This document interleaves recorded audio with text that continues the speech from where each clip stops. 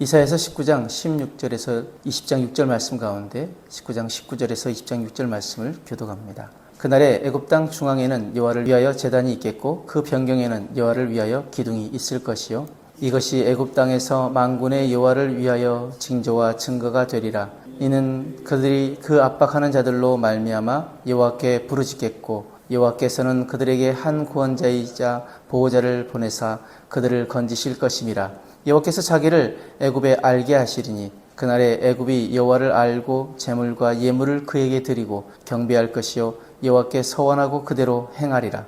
여호와께서 애굽을 치실지라도 치시고는 고치실 것이므로 그들이 여호와께로 돌아올 것이라. 여호와께서 그들의 간구함을 들으시고 그들을 고쳐 주시리라. 그날에 애굽에서 아수르로 통하는 대로가 있어 아수르 사람은 애굽으로 가겠고 애굽 사람은 아수르로 갈 것이며 애굽 사람이 아수르 사람과 함께 경배하리라. 그날에 이스라엘이 애굽 및 아수르와 더불어 셋이 세계 중에 복이 되리니 이는 만군의 여호와께서 복을 주시며 이르시되 내 백성 애굽이여 내 손으로 지은 아수르여 나의 기업 이스라엘이여 복이 있을지어다 하실 것임이라. 아수르의 사르곤 왕이 다르단을 아수돗으로 보내매 그가 와서 아수돗을 쳐서 취하던 해니라. 그때 여호와께서 아모스의 아들 이사야에게 말씀하여 이르시되 갈지어다 내 허리에서 배를 끄르고 내 발에서 신을 벗을지니라 하시매 그가 그대로 하여 벗은 몸과 벗은 발로 다니니라.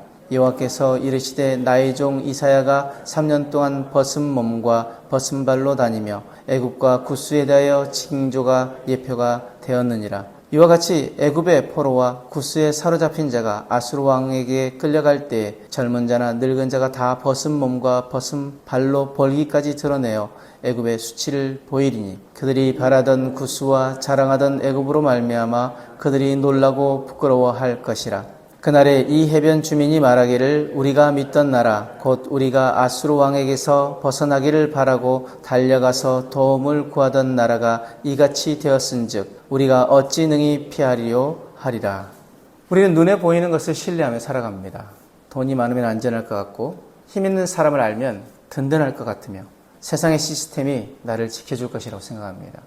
유다도 마찬가지였습니다. 하나님보다 당시 강대국이었던 애굽을 의지하려 했습니다. 그러나 하나님은 한 사람 선지자 이사야를 통해서 강력한 메시지를 그들에게 전하십니다. 그것은 말이 아니라 몸으로 보여준 징조와 예표였습니다. 이사야는 3년 동안 벗은 몸과 맨발로 다니며 애굽이 당할 수치를 미리 보여주었습니다. 오늘 본문은 하나님께서 왜 이런 징조와 예표를 보여주셨는지 그리고 그 징조와 예표가 오늘 우리에게 무엇을 말씀하시는지를 가르쳐줍니다. 먼저 19장 후반부는 놀라운 장면으로 이어집니다. 하나님은 애굽을 심판하시지만 그 심판의 목적은 멸망이 아니었습니다. 애굽 사람들이 하나님을 두려워하게 되고 하나님을 위하여 제단을 쌓으며 하나님께 부르짖게 됩니다. 하나님은 그들의 부르짖음을 들으시고 그들을 고치십니다. 성경은 하나님께서 치시기도 하시지만 동시에 싸매시는 분이라고 말씀합니다. 우리의 삶에도 이해하기 어려운 흔들림과 고난이 찾아올 때가 있습니다. 그 순간 우리는 하나님이 나를 버리셨다라고 생각하기 쉽습니다. 그러나 하나님 때로 우리를 무너뜨리기 위해서가 아니라 헛된 의지를 무너뜨리고 하나님께 돌아오게 하시기 위하여서 우리를 흔드십니다. 하나님의 심판에는 언제나 회복을 향한 사랑이 담겨 있다는 것, 우리는 그것을 잊지 말아야 합니다. 19장 23절에서 25절에 더 놀라운 미래를 보여주시는데 애굽과 아수르 그리고 이스라엘이 하나의 대로로 연결되어 함께 하나님을 예배합니다. 더 놀라운 것은 하나님께서 애굽을 향해 내 백성이라고 그리고 아수르를 향해 내 손으로 지은 백성이라고 부르신다는 것입니다. 이스라엘만이 아니라 모든 민족이 하나님의 구원의 계획 안에 있다는 선언이십니다. 우리는 쉽게 사람을 구분합니다. 내 편과 네 편, 좋은 사람과 싫은 사람, 사랑하는 사람과 용서하기 싫은 사람, 그렇게 나눕니다. 그러나 하나님은 우리가 포기한 사람까지도 사랑하시며 회복시키시기를 원하십니다. 하나님의 나라의 완성은 경쟁이 아니라 화해이며 배제가 아니라 회복입니다. 20장에는 하나님께서 이사야에게 매우 충격적인 명령을 내리십니다. 3년 동안 벗은 몸과 맨발로 다니라는 것입니다. 이사야는 자신의 체면보다 하나님의 말씀을 더 귀하게 여기며 순종했습니다. 하나님의 말씀을 대하는 선지자인데 지금 벗은 몸과 벗은 발로 다니는 것, 그것이 쉬웠을까요? 쉽지 않았을 것입니다. 그러나 이사야는 순종합니다.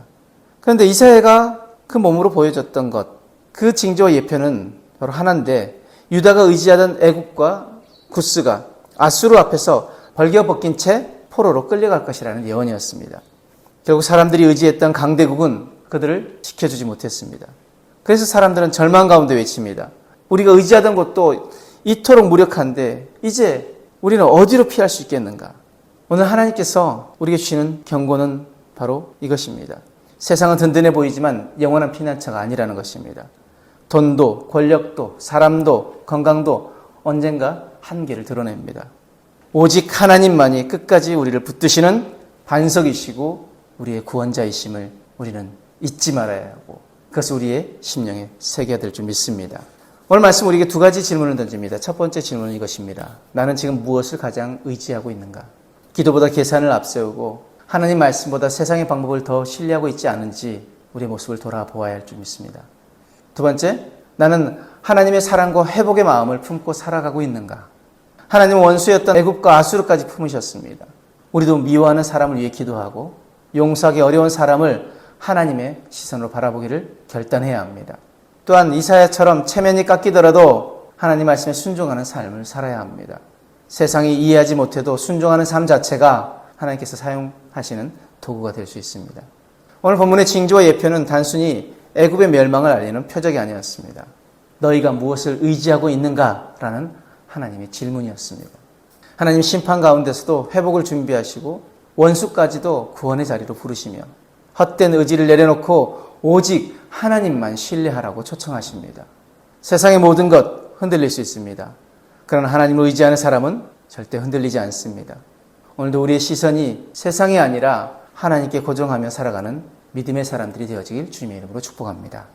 기도하겠습니다. 사랑의 하나님, 흔들리는 세상을 의지하기보다 변함없으신 주님만 신뢰하게 하여 주옵소서. 우리 헛된 의지를 내려놓고 심판 속에서도 회복을 이루시는 하나님의 사랑을 믿음에 원수까지 품으시는 주님의 마음을 담게 하여 주옵소서. 이사야처럼 삶으로 말씀을 증거하는 순종의 사람이 되게 하시고 오늘도 우리의 시선을 오직 예수 그리스도께 고정하게 하여 주옵소서. 오늘도 온전히 주님의 도구로 쓰임받는 우리의 삶이 되어지길 원하오며 감사하며 예수님 이름으로 기도드렸습니다. 아멘.